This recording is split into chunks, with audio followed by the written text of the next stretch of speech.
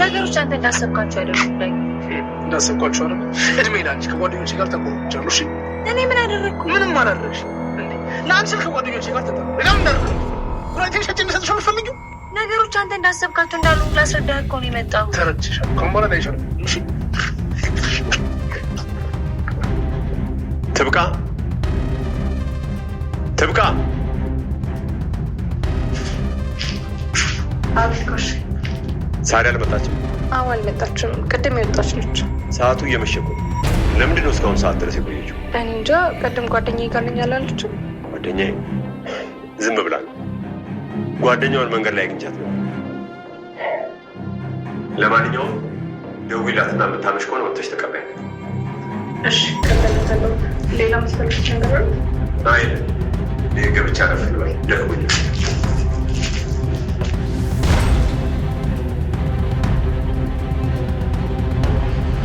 ሬስዋተር አጀሪው እዚህ ለመጎለት ነው እንደዚህ ተጣርፎ የመጣው። ሮባ ልትወቅስኝ ከሆነ የመጣው ወደ መጣበት ተመለስ። አይደለም በቃ ፍቅር ብዙ እንደሚያደርግ እናውቃለን። ለኛም ይኸውልህ ተናደድኩሽ አውቃለሁ።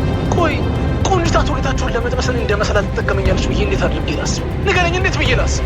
ገና ለገና ንብረት እካፈላለሁ ብላ ነው። እቺ የሆነች ጀዝባ ነገር ናት። በእናትህ እንጀዝባ ብቻ። እቺማ ደረዝም ደዳም ነች። እኔ የምለው ቆይ ዳጊ ለምን ባለፈው ያልኩህን ነገር ለምን አንሞክርም? የቱ ይሄ መስተፋቅር ምናምን ያልከው ነው? እሱ ነገር በደንብ ይሰራል አይደል? አንተ ደግሞ እኔ እንደቀልድ ያልኩትን ነገር ይዘህ ታመራለህ። ባይሆን እናት እንዴት ሆነ? ተረጋጉ። አረ እነሱ ተረጋግቷል። በእናትህ ያንተ ነገር ነው ያሳሰባቸው። በቃ እንሂድ በእናትህ ተነስ። ሮባ የምሄድበት ቦታ የለኝም። በዚህ ሆን ይሻላል። እስከ ዛሬ ለካ ጠዋት ማታ የምታሯሩጠ እሷ ናት። አይዞህ ጓደኛዬ። እንግዲህ የእኔንም እንግዲህ ፈጣሪ ነው የሚያውቁ። ትብቃ ደግሞ ምን ሆነች? ከመልክ መልክ፣ ከጸባይ ጸባይ፣ ከስብዕና ስብዕና አሟልቶ የሰራ ሴት ነች። አንተ ዝም ብለህ ተንበጉቀ ነው እንጂ አንተ ምን አለብህ? ለማንኛውም እኔ ይኸውልህ ፋርማሲ ደርሼ ልምጣሽ። አንተ ደግሞ ፋርማሲ ምን ትሰራለህ ነው ወይስ ሳሙን? ኧረ ትብቃ ብናት በቃ ሆዷን አሟታል። ተው ሮባ ቆም ብለህ ብታስብ ነው የሚሻለው። በኋላ እርግዝናው የምር ሆነ የእንጀራ አባት እንዳትሆን። እስኪ ዝም በል ትብቂቲ፣ እንደዚህ አታደርግም በእናትህ። እኛም እንዲህ ብለን ነበር። ይኸውልህ ሰው አናምንም ብለን ነበር፣ ግን በአይኔ በበቱ ሰው ያናረጋገጥኩት። ስለዚህ ይኸውልህ ትብቃ በጣም ጸባይኛ ልጅ ነች። በጸባይ ይዘህ ለማውራት ሞክር እባክህ። እሷማ የምግብ ብክለት ነው ምናምን ነው ያለች። አንተ ደግሞ እዚህ ከምትሆን ማለት ነው ገብተህ ተኛ። እሺ በላም መልክ ይውጣለን። አይ ሮባ ልጅነት ነው። ቆም ብለህ ስታስብ ይገባል።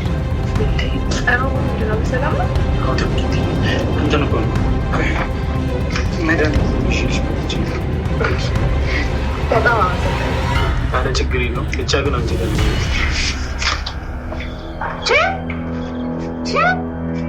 ሰላም ክቡራትና ክቡራት ውድ ቻናላችን ተከታታዮች እንደምቆያችሁልን፣ የዛሬውን የካሴ ልጆች ክፍል እንዴት ተመለከታችሁት? ሳሪ እንግዲህ ወጣለችና እስካሁን አልተመለሰችም። ምን ይሆነች ይመስላችኋል? ታግታ ይመስላችኋል? ምን ሆና ነው ይመስላችሁ? ሰለሞን እዛ ቤት መጥተው ነበረ። እሷ እግሯ ከዛ ቤት እንደረገጠ በእርግጠኝነት ተከትሏት ወጥቶ የሆነ ነገር አድርጓት ይሆናል ብዬ እያሰብኩኝ ነው። ወይንም ደግሞ በእርግጠኝነት ታግታለች። ውድ ቤተሰቦቼ፣ ክቡራትና ክቡራት ውድ ቤተሰቦቼ፣ የካስዬ ልጆች ድራማ ቶሎ ቶሎ እየተለቀቀ ስለሆነ ደስ ያላችሁ ቤተሰቦች ይህንን ቪዲዮ ላይክ አድርጉ። እስቲ ክቡራትና ክቡራት ውድ ቻናል ተመልካቾች፣ ሰለሞን የዚህ ድራማ ምርጡ ተዋናይ ነው። አክቲንጉ፣ ሪያክሽኑ በጣም ገራሚ ሰው ነው። የእውነት ለመናገር ብዙ ድራማዎች ላይ ተሳትፏል እና በጣም የሆነ ትልቅ እምቅ አቅም ያለው ልጅ ነውና ሰለሞን ወደዚህ ድራማ መምጣቱ አሪፍ ነው። ድራማውን የበለጠ እንዲታይና ውብ እንዲሆን አድርጎታል ማለት ይቻላል።